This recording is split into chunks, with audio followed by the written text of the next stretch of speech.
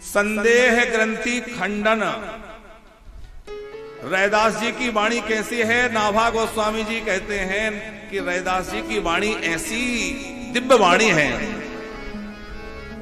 कि जो उस वाणी को सुनता है उसके संपूर्ण संदेह समाप्त हो जाते हैं। हमारे रामचरितमानस के संदर्भ में भी गोस्वामी जी कहते हैं, संशय विहग उड़ावन हारी। संतों की वाणी ही संशय मिटा सकती है। मन में जो संदेह है, संशय है हमारे, वो संशय बिना संतों की कृपा के, बिना संतों के चरणों का आश्रय लिए संदेह समाप्त जीवन से नहीं हो सकता। संदेह ग्रंथि खंडन निपुण वाणी विमल रैदास की। नाभाजी कहना चाहते हैं कि रैदास जी की जो वाणी है वो अत्यंत निर्मल वाणी है। निर्मल वाणी से अभिप्राय है कि वह शास्त्र सम्मत है, शास्त्र वृद्ध नहीं है, मनमुखी नहीं है। देखो हमारे यहां मनमुखी साधन की प्रशंसा संतों ने नहीं की। परंपरा से जो शास्त्र सम्मत जो सिद्धांत हैं उन्हीं के प्रतिपादन का हमारे यहां नियम कहा गया है। मनमुखी ढंग से कोई कुछ भी कह दे कि ऐसा कर लो ऐसा कर लो, वो उचित नहीं है। तो वाणी विमल रैदास की, इसलिए रैदास जी की वाणी अत्यंत विमल है, क्योंकि तस्मात् शास्त्रम प्रमाणम ते कार्या कार्य व्यवस्थित। गीता में भगवान कहते हैं कि प्रमाण क्या है, वाणी का प्रमाण किसको माने? बोले प्रमाण तो वही है, तस्मात् शास्त्रम प्रमाणम ते, शास्त्र जिसका प्रमाण है। आज तमाम पंथ प्रकट हो गए हैं जो अपने अपने ढंग से मनमुखी तरीके से भक्तों को भटका रहे हैं, बहका रहे हैं। लेकिन हम बार बार प्रार्थना करते हैं कि जो हमारे शास्त्र कहते हो उन शास्त्रों के सिद्धांत के अनुसार ही हमें अपनी भक्ति को आगे बढ़ाना चाहिए। मनमुखी भक्ति नहीं। मनमुखी भक्ति व्यवचरित हो जाती है और गुरुमुखी भक्ति जो है वो सती भक्ति की तरह हो जाते हैं, वो सती की तरह भगवान के चरणों में अनन्यता को प्राप्त करती है। ज्ञात्वा शास्त्र विधानोक्तम कर्तु कर्तम्यहा हसी। क्या करें क्या ना करें इसके लिए शास्त्र ही प्रमाण है, इसलिए शास्त्र की बात है। अब आजकल तो समस्या ये है कि कोई शास्त्र पढ़ना नहीं चाहता, सुनना नहीं चाहता। नए नए बच्चे वो कहते हैं अरे क्या वही पुरानी रामायण, क्या वही पुरानी गीता जी। अच्छा आप लोग एक बात बतलाइए, जो टेलीविजन पर है वो लोग भी विचार करिए। कथा तो हम कई वर्षों से, लगभग कोई 17 वर्षों से गा रहे हैं, लेकिन 1.5 वर्षों से तो लगातार यहीं से गा रहे हैं। बीच में 2-4 कथाएं यहां वहां हुई तो वो भी टेलीविजन पर हुई। तो आप लोग सारी कथाएं लगभग सुनते ही हैं, चाहे जहां से हो। पर हर बार कथा में नवीनता लगी कि नहीं? इतनी कथाएं होने के बाद भी ऐसा नहीं लगता कि वही कथा, हर बार कुछ नूतन, कुछ नवीन। कल वो संगोष्ठी हो रही थी, विद्वत संगोष्ठी, वहां हमने एक वाक्य कहा था कि जिस प्रकार कोई कंपनी कोई प्रोडक्ट बनाती है तो उसके साथ में एक पुस्तक भेजती है, एक बुक देती है, निर्देश पुस्तिका, कैसे इसका उपयोग करना है कैसे नहीं करना है। उसी तरह भगवान ने यह मानव शरीर बनाया तो मानव के लिए क्या विहित है क्या निषिद्ध है, इसके लिए शास्त्र प्रकट किए हैं, इसके लिए वेद प्रकट किए हैं। उनके अनुसार जीवन जिएंगे तभी जीवन उन्नत होगा, और यदि हम विपरीत जीवन जिएंगे तो निश्चित जीवन नष्ट हो जाएगा। वाणी विमल रैदास की, इसलिए रैदास जी की वाणी अत्यंत विमल है। सदाचार श्रुति शास्त्र वचन अविरुद्ध उचार्यो। पंकज जी, नाभा गोस्वामी जी कह रहे हैं कि सदाचार का आपने भली प्रकार वर्णन किया। ऐसा नहीं कि आप चतुर्थाश्रमी चतुर्थ वर्ण के थे तो कह दें कि ये वर्ण व्यवस्था बेकार है कि अमुक बेकार है। नहीं, आपने सदाचार का और श्रुति और शास्त्र वचनों का बड़े ही विवेक पूर्वक पालन करते हुए इनका अपनी हर वाणी में समर्थन किया है, कहीं इसका निषेध नहीं किया है। यह बात हम इसलिए भी कह रहे हैं कि आज बहुत लोग रैदास जी की वाणी को ही लेकर के अथवा रैदास जी को अपना आदर्श मान करके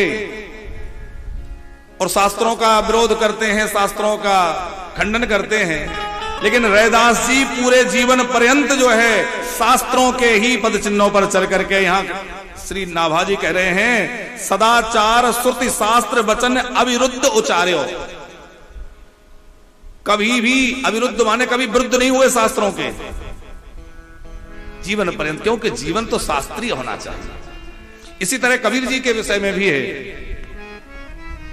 कबीरदास जी मूर्ति पूजा के विरोधी थे, माला जपने के विरोधी थे। इस तरह से लोगों ने बातें चला करके नए नए पंथ प्रकट कर दिए और कबीर जी के नाम को बदनाम कर रहे हैं। कबीर जी परम वैष्णव हैं।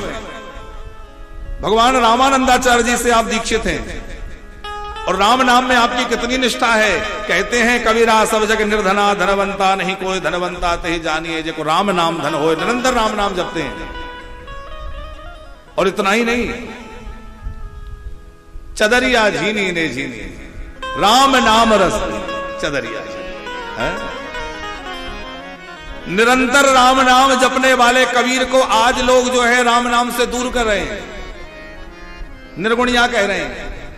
अरे वो सगुण साकार के उपासक थे, पर वर्तमान काल में समाज में जो विकृतियां आ गई थी धर्म को लेकर के, उनको दूर करने के लिए, भ्रांतियों को मिटाने के लिए, कुप्रथाओं को मिटाने के लिए श्री प्रहलाद जी ही कबीर जी के रूप में प्रकट होकर के, और उन्होंने वर्तमान काल में व्याप्त भ्रांतियां और कुप्रथाओं को मिटाया है। शास्त्र मर्यादा को नहीं मिटाया, भक्ति का विरोध नहीं किया। आपने तो भक्ति का प्रचार किया है। आपकी बेटी कमाली हम लोग आगे सुनेंगे, कितनी बड़ी भगवत भक्त हुई। आप दिन रात राम नाम जपते हैं। आपने पद्मनाभ जी को राम मंत्र दिया और पद्मनाभ जी ने जब राजा की बीमारी ठीक करने के लिए 3 बार राम राम उच्चारण करने के लिए कह दिया, तो कबीर जी ने कहा, अरे पद्मनाभ, क्या राम नाम को इतना छोटा समझ रहे हो कि 3 बार लेना पड़ेगा तब रोग ठीक होगा? नामाभास मात्र से ही भवरोग मिट जाता है। तो ये देह का छोटा मोटा रोग, इसके लिए 3 बार नाम लेना पड़े आवश्यक नहीं है। कितनी राम नाम में आपकी निष्ठा होगी। भोले बाबा जो है कबीर जी को कितना आदर देते हैं। साक्षात विश्वनाथ जी जब पद्मनाभ जी आए तो विश्वनाथ जी बोले कबीर के पास भेज दो। नीर खीर विवरण परम हंसनि और धार्यो। नाभाजी के संदर्भ, नाभाजी कह रहे हैं रविदास जी के संदर्भ में कि जैसे दूध और पानी को हंस अलग कर देते हैं, उसी प्रकार सही क्या है और गलत क्या है इसके निर्णय में श्री रैदास जी बड़े प्रमाणिक महापुरुष हुए, जो आप जो है हंस की तरह नीर खीर विवरण परम हंसनि और धार्यो, परम हंस की तरह हुए। हंस तो दूध और पानी को अलग करता है, पर सत और असत का जो विवेक रहे वह परमहंस हो जाते हैं। रैदास जी तो परमहंस की तरह। भगवत कृपा प्रसाद परम गति यह तन पाई। यह तन का मतलब यह है कि चतुर्थ वर्ण में आपने जन्म लेकर भी यह तन, वहां जाकर भी आपने, और इसी देह से सदेह जीते जी भी भगवान का खूब दर्शन किया। आगे हम चरित्र श्रवण करेंगे। और इसी तन से आपने गति पाकर के नित्य साकेत को प्राप्त कर लिया है। भगवत कृपा प्रसाद परम गति यह तन पाई। इसी तन से आपने भगवान को प्राप्त कर लिया। इसका मतलब यह हुआ कि भगवान को प्राप्त करने के लिए श्रेष्ठ वंश में उत्पन्न होना आवश्यक नहीं है। ऐसा कोई नियम नहीं है कि कोई श्रेष्ठ वंश में या कोई उत्तम कुल में जन्म ले तभी भगवान मिलेंगे। अरे भगवान तो भैया ऋषि मुनियों की कुटियाओं को छोड़ करके कोल भीलों के पास, सबरी के पास दौड़ कर जाते हैं। तो भगवान के लिए कोई जाति पाति का भेद नहीं है। सब मम प्रिय सब मम उपजाए, ठाकुर जी के सब हैं। यही तन माने आपने एक चर्मकार के यहां जन्म लेकर भी ऐसी श्रेष्ठ भक्ति की कि आपने भगवत पद की प्राप्ति कर ली। राज सिंहासन बैठ ज्ञाति प्रतीत दिखाई। आपने जो है, जो काशी के राजा थे उनको भगवत प्रीति में लगा दिया, उनको भगवत भक्त बना दिया। वर्णाश्रम अभिमान तज पद रज बंध जासु की। आगे हम चरित्र सुनेंगे कि कई ऊंचे कुल के लोग ब्राह्मणों ने उनका विरोध भी किया।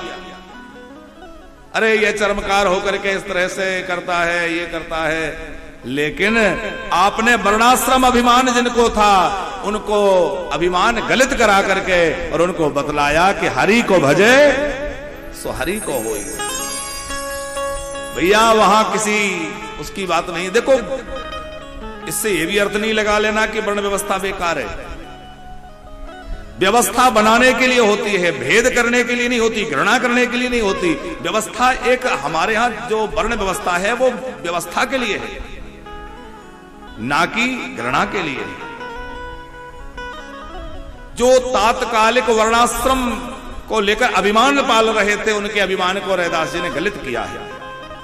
संदेह ग्रंथि खंडन निपुण वाणी विमल रैदास की, बड़ी विमल वाणी श्री रैदास जी की है।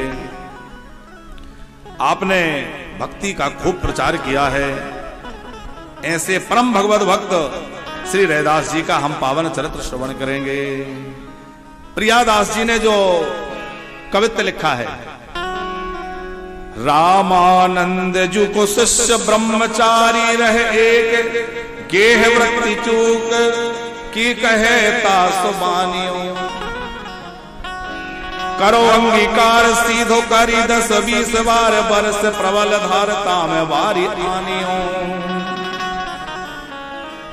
भगवान रामानंदाचार्य जी जिनका चरित्र हमने प्रथम दिन श्रवण, द्वितीय दिवस में श्रवण किया।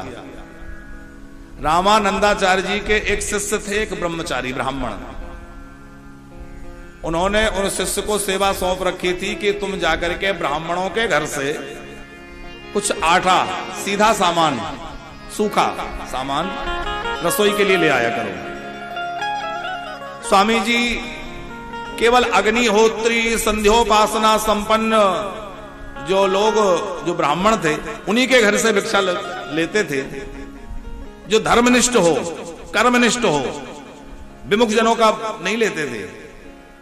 और उसी के द्वारा रसोई बनाकर के ठाकुर जी को भोग लगाते और प्रेम से ठाकुर जी को बुलाते तो हमारे सरकार प्रकट होकर के भोग आरोपते थे। आप ध्यान की अवस्था में भोग लगाने के बाद बैठ जाते और ठाकुर जी प्रकट होकर भोग आरोपते। तो भोग को लगावे प्रभु ध्यान नहीं आवो। एक समय क्या हुआ, वो ब्रह्मचारी ले गए चुटकी आटा लेने के लिए। हमेशा का नियम था, कुछ ब्राह्मणों के यहां से भिक्षा लेते। रास्ते में एक वणिक की, एक बनिए की दुकान थी। वो नित्य प्रति कहते, ब्रह्मचारी जी जो ले जाना हो हमसे ले जाओ, आटा ले जाओ, बूरा ले जाओ, घी ले जाओ, हम दे देंगे। वो सुनकर चले जाते, नहीं नहीं गुरुजी ने आज्ञा दी है कि अग्निहोत्री ब्राह्मणों से लेके आना। देखो धन में तो अनेक दोष हैं ही, अन्न में भी बहुत विचार करके अन्न किसी का ग्रहण करना चाहिए। कहीं हमने किसी का दूषित अन्न ग्रहण कर लिया तो वो हमारी बुद्धि को खराब कर देगा। इसमें जाति के भेद की बात हम नहीं कह रहे हैं, हम ये कह रहे हैं कि किसी ने पाप से कमाया है, अनीति अधर्म का है, छल कपट करके लाया है, किसी को रुला के उसको दुखी करके लाया है, आपको खिला दिया, आपकी बुद्धि खराब कर देगा, आपका भजन बिगड़ जाएगा। इसलिए पुराने महात्मा जैसे तैसे का हर कहीं हर किसी का नहीं खाते थे, क्योंकि यदि अशुद्ध अन्न ग्रहण कर लिया तो भजन बिगड़ जाएगा। तो स्वामी जी बड़े सावधान रहते थे। अब वो ब्रह्मचारी भी गुरु जी की आज्ञा अनुसार ब्राह्मणों के हाथ से भिक्षा लाते। एक दिन क्या हुआ कि जोर की वर्षा हो रही थी, बरसात के कारण ब्रह्मचारी कहीं जा नहीं सके और बनिए के ही दुकान के सामने कोई छप्पर था, वहीं खड़े रह गए। बहुत विलंब हो गया और वो बार बार बनिया कहे कि पंडित जी दे दूं, आज तो कहीं नहीं जा पाओगे, ले जाओ, अरे आज तो ले लो। इन्हें लगा कि चलो वैसे ही है, कोई ऐसा तो बात है नहीं। इन्होंने वहीं झोली आगे कर दी और वहीं से राशन पानी लेकर के आए। भोग बनाया गया।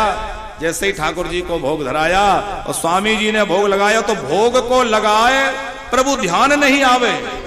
ध्यान में ठाकुर जी आज प्रकट नहीं हुए। जैसे नित्य प्रति प्रकट होकर भोग आरोपते थे कि भोग को लगावे प्रभु ध्यान नहीं आवे कर, कैसे करी ल्याव जाई पूछे नीचे मानियो। स्वामी जी ने ब्रह्मचारी जी को बुलाया, ब्रह्मचारी तोड़ कर आए। क्या हुआ गुरु जी? ये बताओ आज भिक्षा कहां से लाए थे? आज प्रभु ने भोजन स्वीकार क्यों नहीं किया? भोग स्वीकार क्यों नहीं किया? कहां से भिक्षा लाए थे? तो डरते डरते कहा कि अमुक वैश्य के यहां से लाया था, वो बहुत आग्रह करता था और आज बारिश के कारण कहीं जाना नहीं हुआ, इसलिए अमुक वैश्य से ही मैंने भिक्षा ले ली। स्वामी जी तो सर्वज्ञ थे। आपने आंख बंद करके ध्यान लगाया कि उस बनिए के पास वो अन्न कहां से आया था। तो उन्होंने ध्यान की अवस्था में देखा कि उसी काशी में रहने वाले एक रघु नाम के चर्मकार थे, जो बड़े धनी थे उस समय। उनके कोई संतान नहीं थी। किसी ने कह दिया कि स्वामी जी को कुछ सेवा कर दो तो स्वामी जी की कृपा हो जाए तो तुम्हारे घर में संतान हो जाएगी। तो उन्होंने सोचा कि सीधे सीधे स्वामी जी मेरी सेवा स्वीकार करेंगे नहीं और मुझे तो बेटा चाहिए। देखो उसके मन में कोई श्रद्धा नहीं थी। श्रद्धा होती तो स्वामी जी को आपत्ति नहीं होती। वो वैष्णव होता तो भले ही वो चर्मकार था, स्वामी जी को कोई आपत्ति नहीं थी।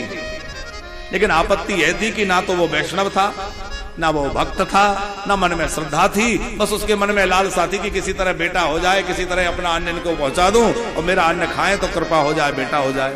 तो बेटे के भाव से उस रघु चर्मकार ने अपना अन्न उस बणिये को दे दिया और कहा कि यदि ये अन्न किसी प्रकार स्वामी जी तक पहुंचा दोगे तो मैं तुम्हें इतना धन दूंगा। उस लालच में उन वणिक ने वो ब्रह्मचारी को भिक्षा देने का आग्रह बार बार करते थे। सारी बात समझते स्वामी जी को समय नहीं लगा। ब्रह्मचारी को फटकार लगाई और कहा कि जाओ अब उसी रघु चर्मकार के यहां तुम्हारे को बेटा बनना पड़ेगा। जाओ तुम उसके बेटा बन जाओ। कि दियो साप भारी बात सुनी ना हमारी, घटी कुल को उगारी दे सोई जायो जानी को। अब पंकज जी एक संदेह होगा कि ब्रह्मचारी जी का कोई बहुत बड़ा अपराध तो नहीं था, फिर इतना बड़ा श्राप के जाओ उसी के बेटे बन जाओ, ऐसा स्वामी जी ने क्यों किया? इसका कारण यह है कि ठाकुर जी ने स्वामी जी ने विचार किया कि उस रघु चर्मकार ने अपनी अन्न की सेवा मेरे लिए बेटे के लिए दी कि पुत्र हो जाए, और उसके भाग्य में तो 7 जन्मों तक संतान का योग नहीं है। और यदि सेवा मिलने के बाद भी मैं बेटा ना दे सका तो फिर उसकी श्रद्धा टूट जाएगी और फिर क्या अभिप्राय रहा। तो अब क्या करें, बेटा तो इसके भाग्य में है नहीं, पर बेटा इसको मिलना चाहिए। तो ब्रह्मचारी को ही विचार किया कि चलो इसी को बेटा बना के भेज देते हैं। इसलिए आपने ऐसी लीला की, कहा कि तुम जाओ और उसी के बेटे बन जाओ। आगे वैसा ही हुआ जैसा स्वामी जी ने कहा। वो ब्रह्मचारी का तो शरीर पूरा यहां हो गया और वह ब्रह्मचारी जो है आगे चल करके उसी रघु चर्मकार के यहां जाकर के जन्म लिया है।